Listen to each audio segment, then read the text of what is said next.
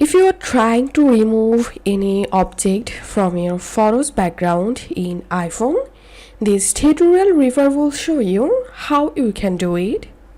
First of all, we need to install an app. So go to your app store and search here photo retouch and install this photo retouch app on your iPhone, then launch the app. Here tap on all to see all photos on your iPhone. Now select the photo you want to remove something from background, and now tap on object removal at the bottom left corner and you will get a brush here. You can change the brush size. Now select the object you want to remove from background, tap on go, and as you can see the object has been removed. So this is how we can do it.